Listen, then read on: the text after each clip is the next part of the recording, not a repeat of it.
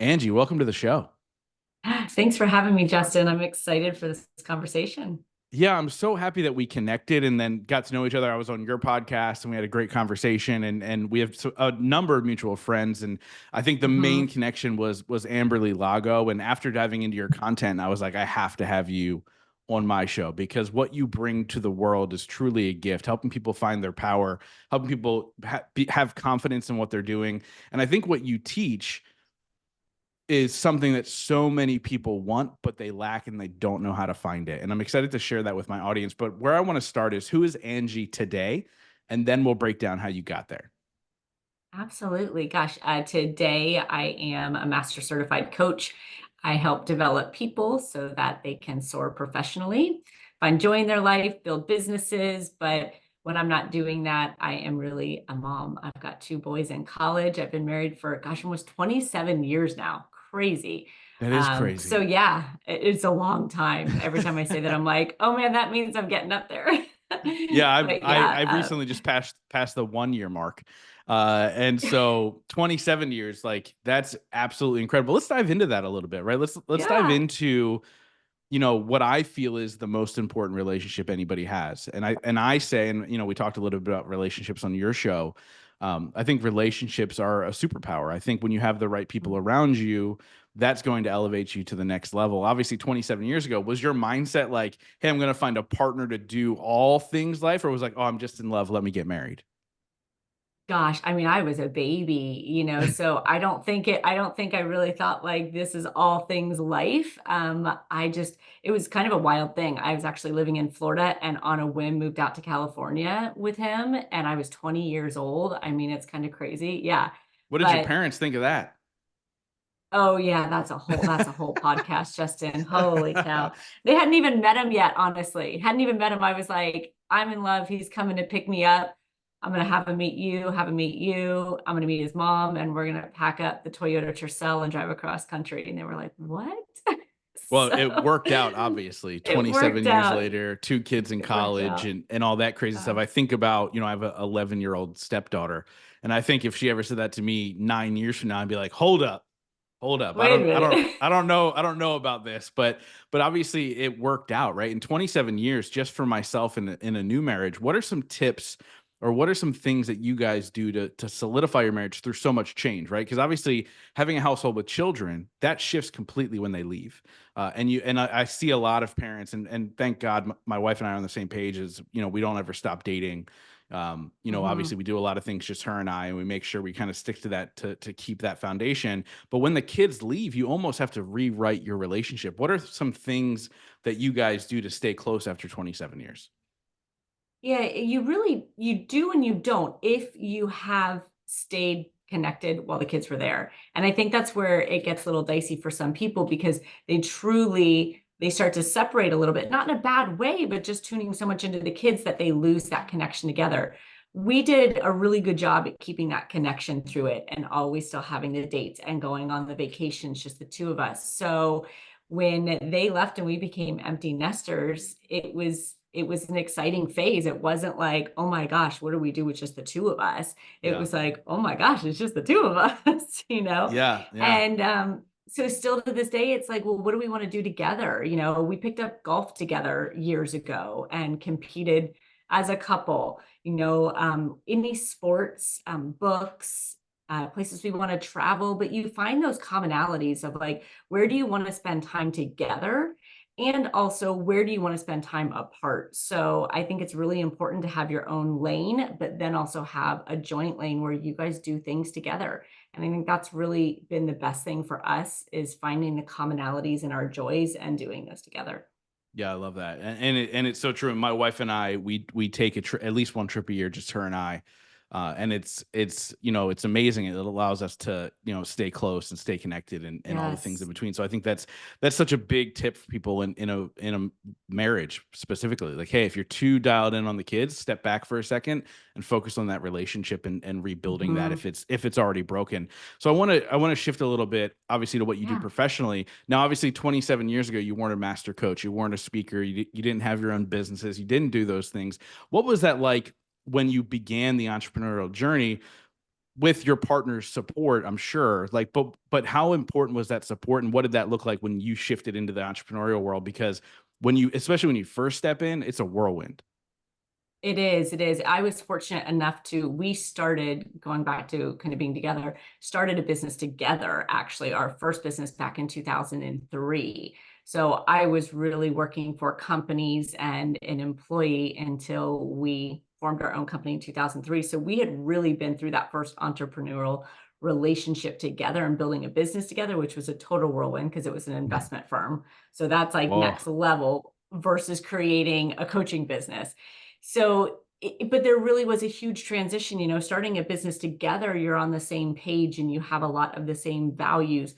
When I then started a second business as my coaching, it was really tough because all of a sudden I wasn't 100% invested in the business that we built together. And that's the hurdle to get over, to go, okay, well, I'm diverting a majority of my time to a new business, to a new baby that I really, really love and I'm super passionate about. And that is a massive adjustment when you have been in business with somebody else, right? yeah, Like yeah. I'm diverting time away. So, being an entrepreneur is one of those things. I mean, it's a blessing, but I feel like it's so much more work than, clocking in as an employee. People always think, oh, you run your business for yourself. So easy. But, we work and our mind is wrapped around it all the time.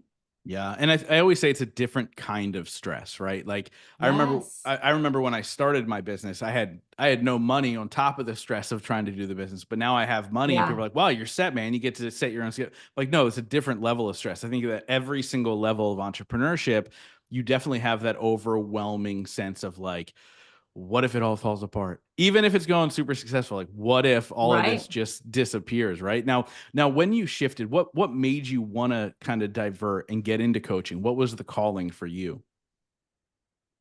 Two things, and you just said something so key when you said it's a different kind of stress, like, will this work? And you're kind of referring to some of the worry aspect of it. And I remember going through such a major kind of transition in our financial industry when there was some kind of fallout in some of the big firms. And there was such tremendous amount of stress at that period of time. I had to do so much work to get through that, so much mindset work. That was one of the things that really made me go, wow, there's so much opportunity here, like for people to understand how to control their mind, how to navigate mindset to not stay in this place of worry and fear. So I just continually ran into different situations where it was like, people are doing this wrong. We don't have to grind away all the time. We don't have to stress. We don't have to worry. And there's a better way to do it. I've always been successful, but I did it at the cost of my own well-being, my own joy, sacrificing who I was authentically for winning and performing. And when I realized that there was a better way to go about it, that you could show up as who you are, you could actually fill up with the things that you love, and you would be more successful. I figured that out. It just became my passion. I was like, I've got to show people how to do this because then you can have the success and the joy.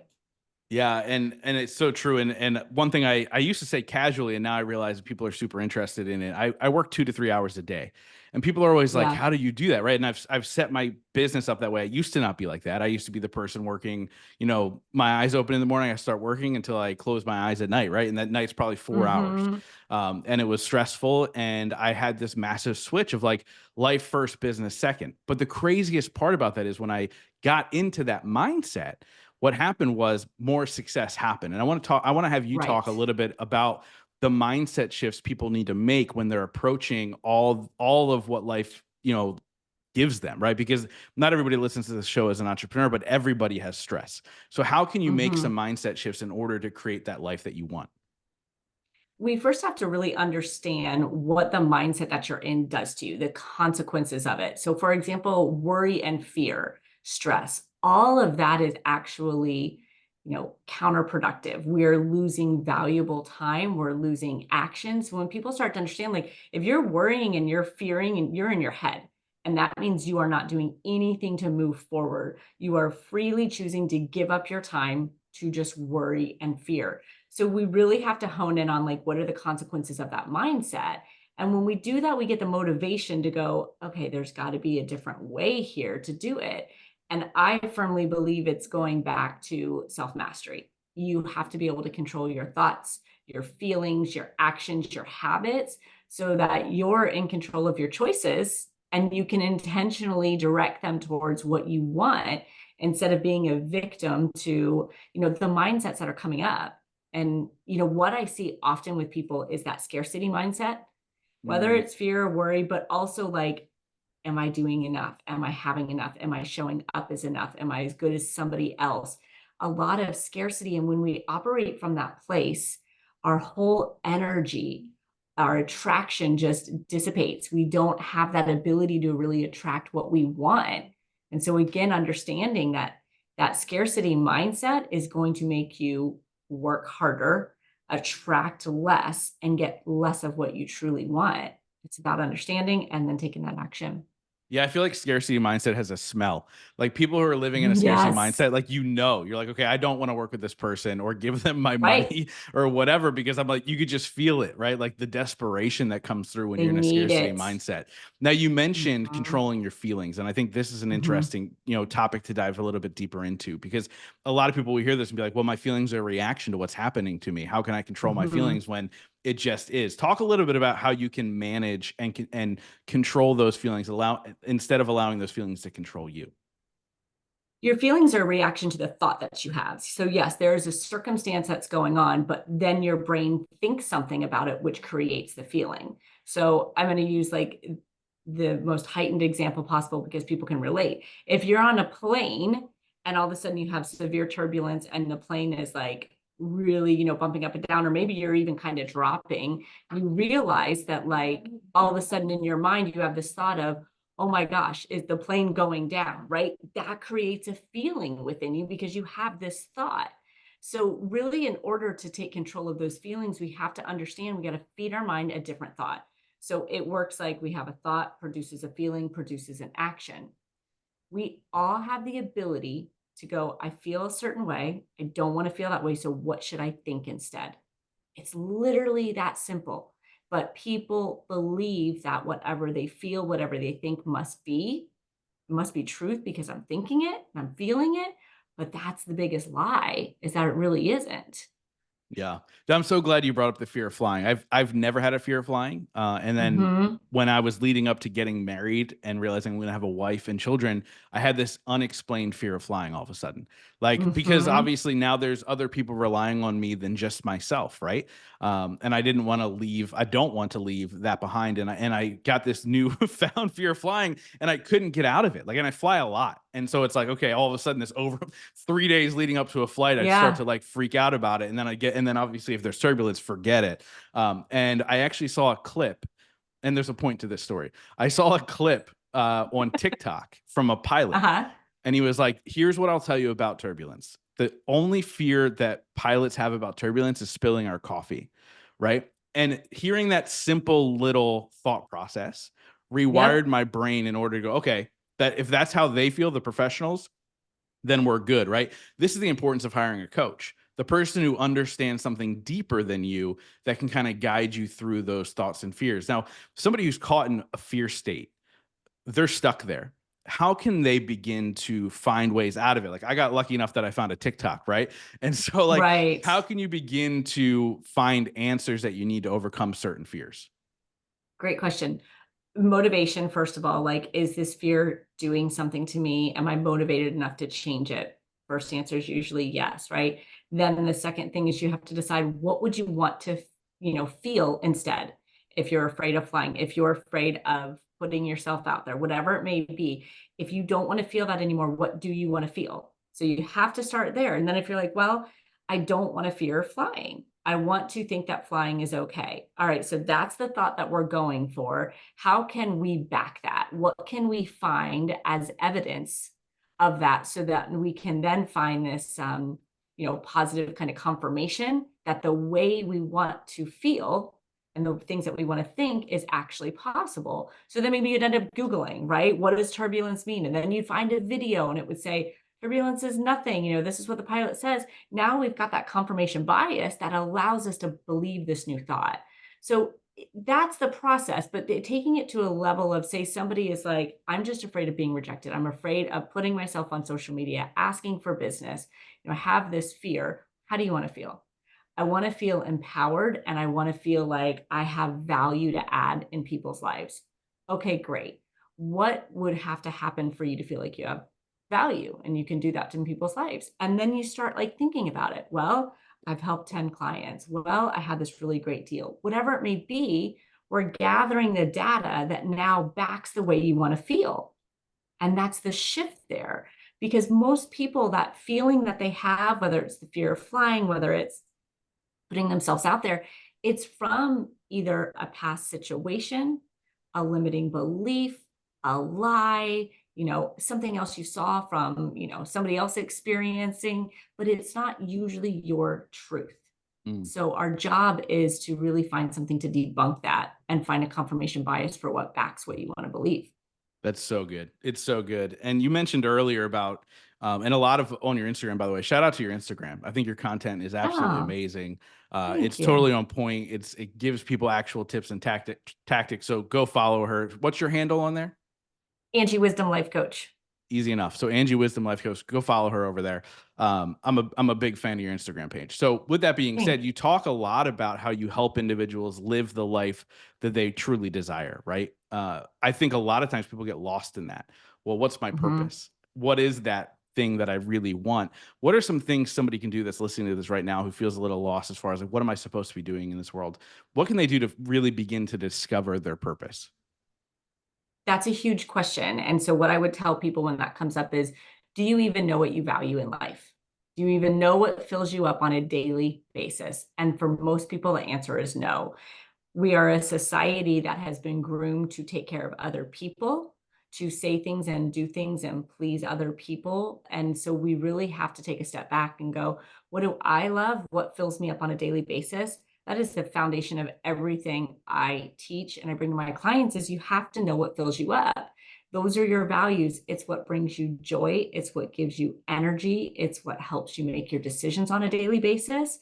So think of it as like those are the building blocks before you can even say, what's my purpose or what's my passion? We have to know on a small scale, do you end the day like with a smile on your face, feeling like you're full of joy and life was good? That's step one.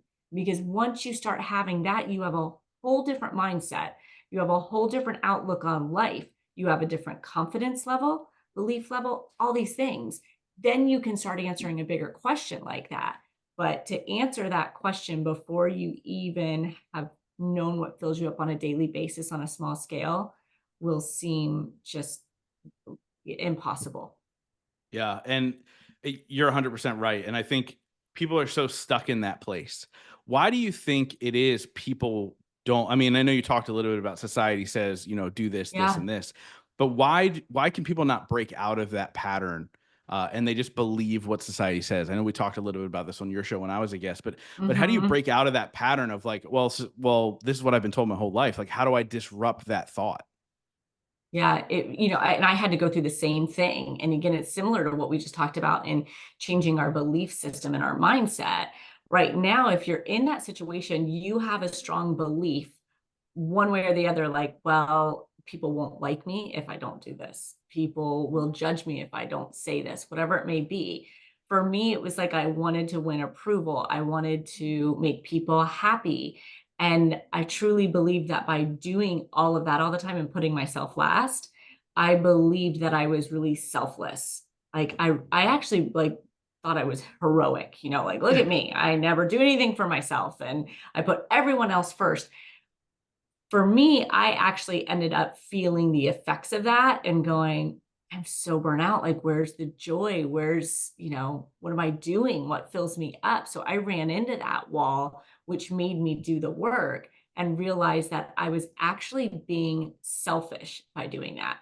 Mm. Because when I showed up for people at that level, it wasn't good. I hadn't even tuned into myself. I mean, sure, I was doing things and I was checking the boxes, but I was not as good as I could have been had I filled myself up first, had I taken care of myself. Then I would really be selfless because I would be giving them the fullest version of me. So long answer there, but going back to the fact that we got to rewire the mindset. We have to believe that showing up for ourselves first is what gives us the ability to show up at a higher level for people, to perform at a higher level, to be anything that we really want to other people in our life. And when we start shifting that mindset, then again, right? New thought, new feeling, new action. But until we shift that, nothing's going to change. Yeah, one thing I say all the time, and I say this on stages, and when I get Mhm. to when I get the honor of speaking, I say the most selfless thing you can do is to be selfish, Yes. and it's funny watching the audience when I say it, because when I deliver it, you can watch half the room get really uncomfortable, and I'm like, those are the Mhm. people who don't understand what I'm actually saying.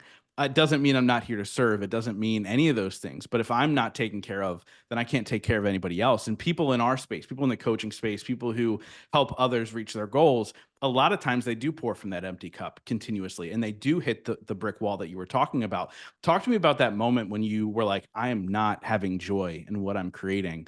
Like, what was that like for you? Was there a sense of like, oh, maybe this isn't what I'm supposed to be doing? Was it like, because a lot of people will hit that wall and they'll completely rewrite what they're doing. You obviously Yeah. figured it out and continued the path. Talk a little bit about that moment.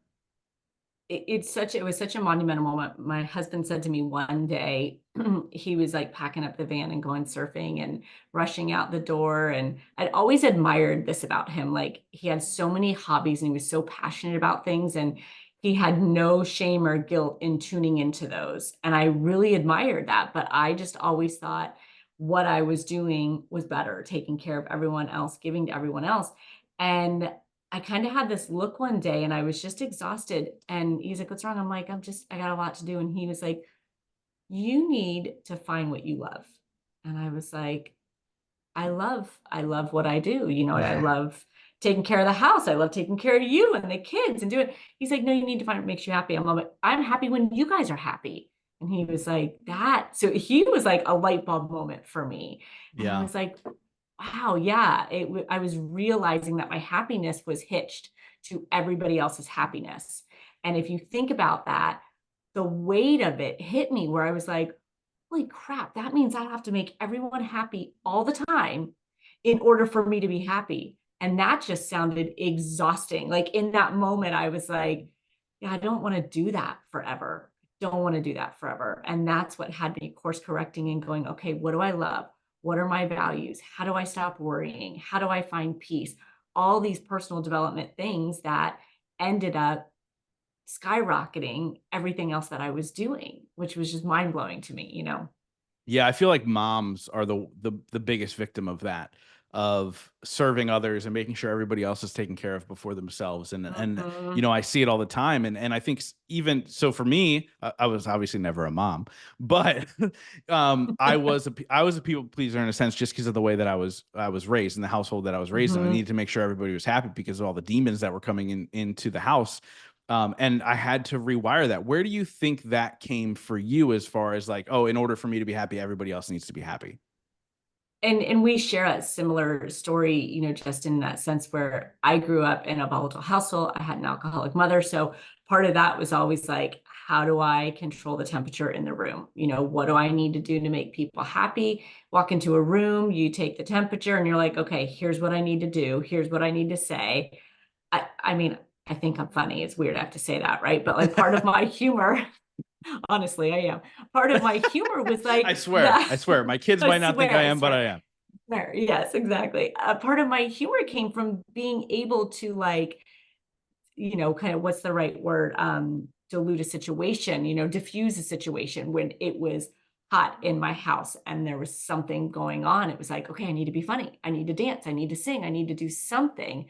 So very much the same as you, having to like really adjust and make people feel a certain way was part of it.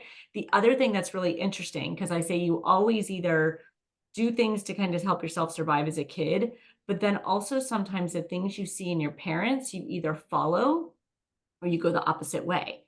My mother was not someone who took care of everyone else first as far as like us. You know, she was Mhm. fine taking care of herself. And so I think I was like, I got to do the complete opposite of that. Yeah. I need to put everyone else first because I thought that was wrong, but there was a middle ground there. Yeah, for sure. And I saw myself doing very similar things. And it's so interesting because it is about finding that balance, right? Like what's the balance that Hmm. that works for me? And I know you've done the work, obviously. So I want to know, like, what were the positives you gleaned from having an alcoholic mother? I love that question because it wasn't that long ago that I really started looking at my past and going, wow, this is all what's created me here and now, where I used to look at it and be like, gosh, I don't want to give her any credit for that. And I love her. She's no longer here, but it wasn't like a bad thing, but I didn't want to put any attention towards the fact that I am who I am because of that. But I really am, Hmm. like my intuitiveness, I can hear everything going on in a room. I can read people. I have a great deal of empathy, super independent, so all these really great things that came from that. And I would not be that person today had I not gone through that journey. So I'm a big believer in your past does define you, but you get to define what your past means. And that's the big important piece for people. Yeah, it's so true. And the whole reading of a room and empathy, like similar, right? Like I had the same conversation with Yeah. Ed Milet about like, growing Yes. up in a, in a household with an alcoholic or addicted parent, what are you learning, right? And being able to walk into a room and read a room is just it's like the greatest gift that I have. People are always like, "How do you do it?" And I'm Hmm. like, I don't know if I could teach you how to do that. Like No. there Yeah. obviously there's body language experts and all these things. I've had them on the podcast and it's fascinating, but it just was this natural thing. And you saying that is the first time in my head. I'm like, oh, it was my childhood that taught me how to kind of Oh, read the energy of yeah. a room. And I'm just like, that's absolutely incredible. And I think for me, you know, being able to do what I get to do now and being grateful for my childhood is that redirect of like, well, what are the positives that come from this moment, right? Hmm. And it's something that I do a lot quicker now. It took me 25 years to do it at first, and now it's like, okay, now I do it immediately. Okay, something bad is happening right now. Well, what's the good in all of this, right? Yep. So, what are your practices when it seems like things are falling apart to stay positive, to stay, moving forward, and to go, okay, what lessons am I learning? What do you do to kind of check yourself? Gosh, there's so many pieces that I've kind of put in practice over that. The first thing was the ability to choose peace. Obviously, and you probably relate to this. Like you didn't grow up in a peaceful household. So I didn't necessarily have a whole lot of peace even after I left that house. And so one of the first things I wanted to do was really be able to choose peace and not react, not try to control, not always get so worked up over things because you don't function well, you don't really make the best decisions and respond correctly. So I remember one of the first things I ever did was embrace this statement: I choose peace. And again, this goes back to the message: when we tell our brain something, it generally changes our feelings and our actions. So I walked around for years. It took a long time. And no matter what would happen, I was like, I'm choosing peace. I'm choosing peace. I mean, whether something got spilled on me, whether I got my ankle run over by a shopping cart, it was like, I'm choosing peace, at all times. And just being able to send your brain the message that you want it to work on is life changing. That right there. So I tell people all the time, adopt a pocket phrase for whatever you're trying to work on, whether that's peace, whether that's joy, whether that's faith in troubling circumstances and challenges. I still say to this day, like, I trust, I trust it'll all be fine. Because when you do that, you bring down, the heart rate, you bring down the cortisol levels, all of those things for you to get into a place of making a really clear, conscious, intentional decision instead of a reaction. So everything mindset, when you talk about those shifts, everything mindset. And there's a lot, but tell people all the time, choose the phrase, choose the word, and feed it to yourself constantly. Yeah, as we grow as people, our relationships tend to evolve. And that Hmm. means sometimes we have to leave people behind. And sometimes they don't take to that kindly. Now, I've been fortunate enough in my life that it's just happened naturally and I've had no backlash. Not saying that you have, but how do you set Yeah. boundaries for yourself as you continue to grow to make sure you're spending the time where it needs to be spent versus where it was spent before? It's the values. And this is one of my favorite things. Like clients think this is like, such a hack because I always have people choose their values and you know what those are and you know what they look like in your life. And I'm like, look, this is your compass and this is your out on everything else. And I'll say to people, I'm like, it's just not, it doesn't align with my values right now. I'm sorry, it doesn't fit with my values right now. So it's not personal. It doesn't feel like that to them. It's just like, oh, I'm really working on this. These are my values and it doesn't align.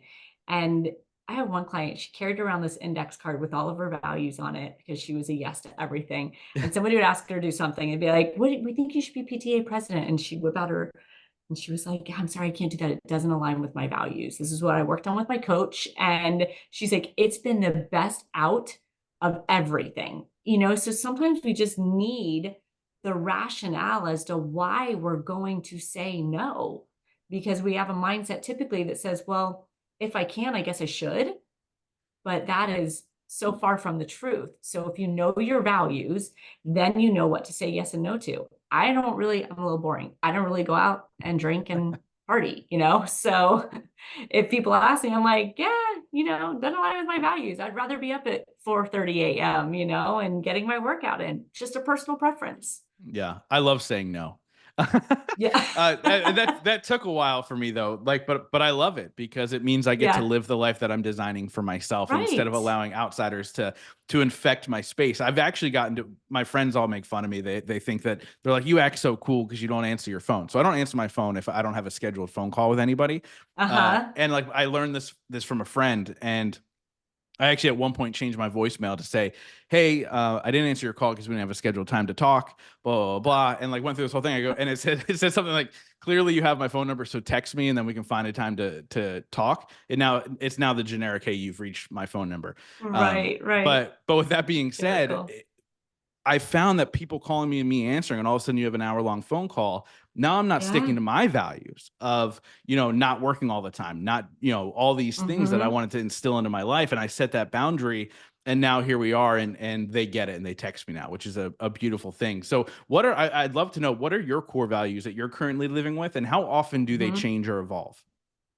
My core values are alone time, spirituality, peace and tranquility, time in nature, challenge, and family. So those get in, every single day. Like I swear by the fact that those values have to show up every single day, or I am not going to be completely full and I'm not going to operate at my highest level. Now I can do my morning routine and knock out most of those values, right? When I sit down and I have alone time and I do my devotional and I do my morning mindset journal, all this stuff, half of my values are met. And then it's a matter of where the rest show up. I believe that values typically change when you go through massive seasonal changes.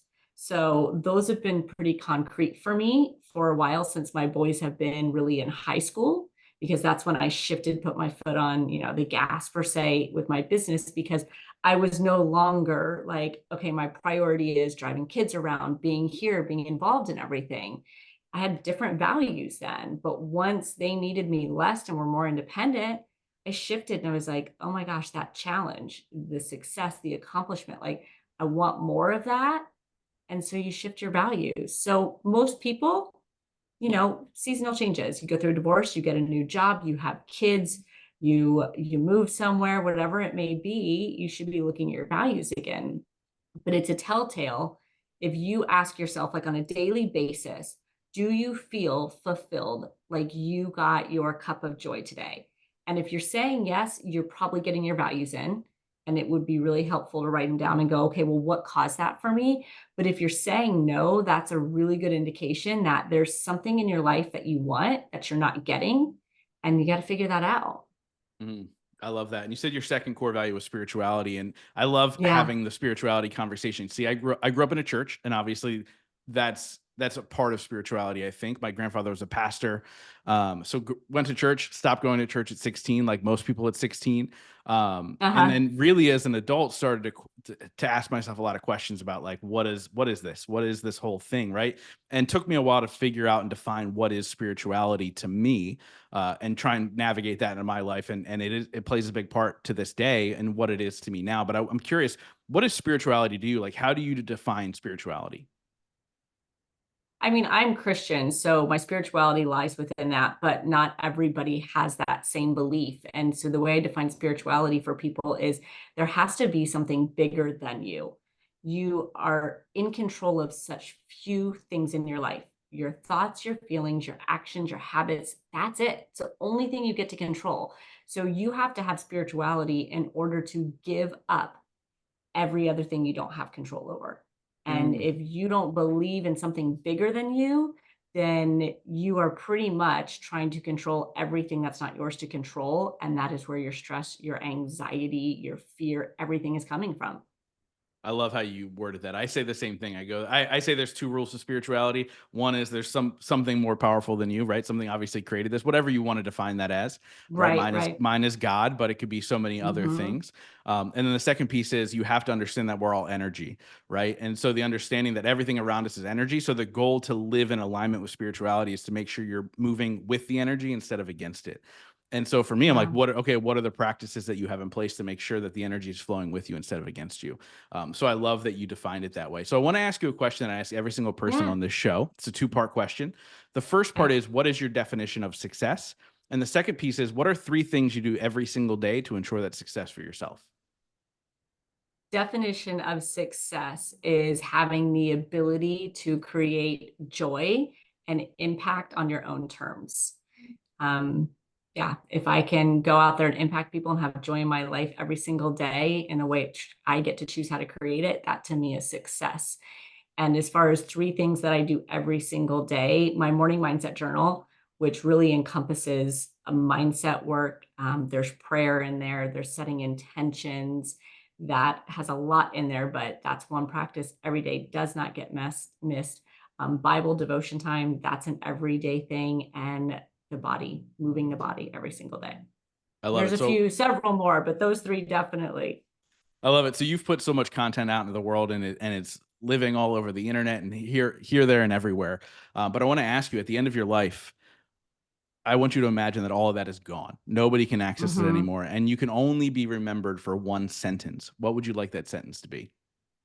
Oh gosh, that's a stumper, Justin.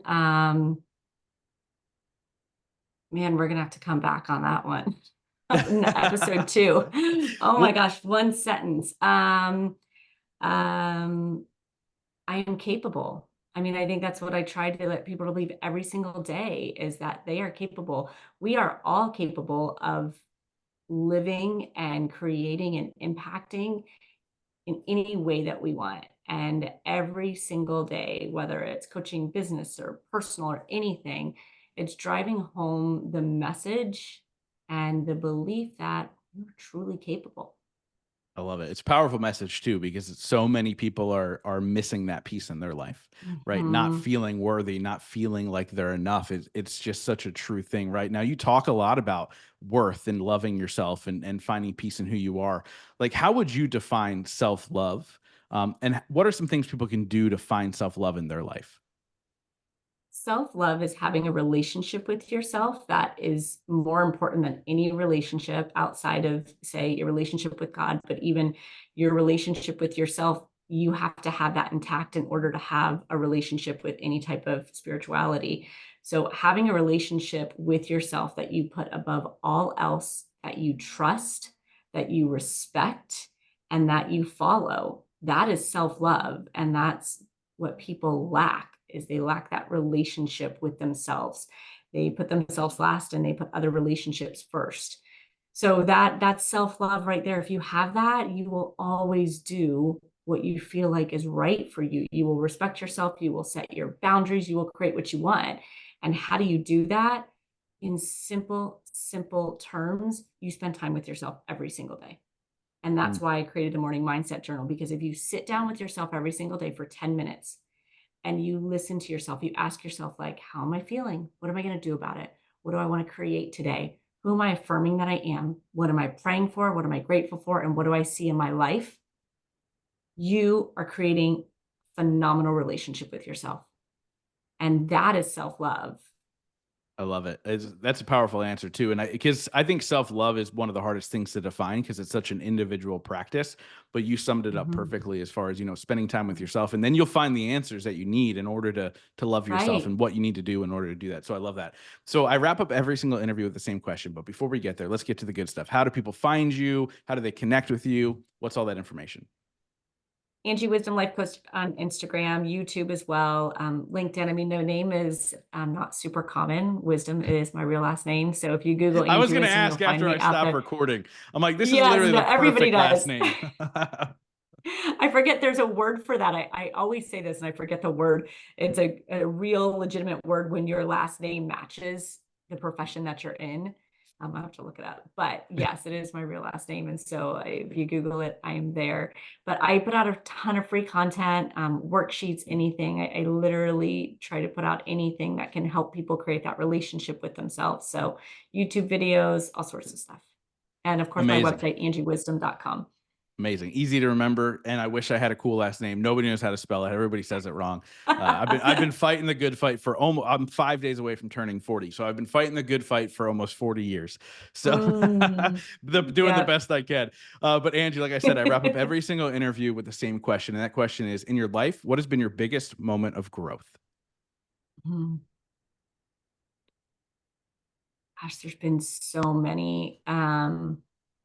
When I chose myself by far, when I decided to really take the time to get to know who I was, to put myself first, to figure out what I loved and what I wanted in my life, that has been the biggest catapult for everything else, every relationship I have with my kids, my husband, everything. So that by far has been the biggest moment of growth and the most amount of work, quite frankly, it's why a lot of people don't do it, but by far the most rewarding. Awesome, Angie. Thank you so much for doing what you do and pouring into the world as big and best as you can. It's absolutely incredible. This conversation was amazing. So thank you for hanging out with me and my audience. This was great. You're awesome, Justin. Thanks so much for having me.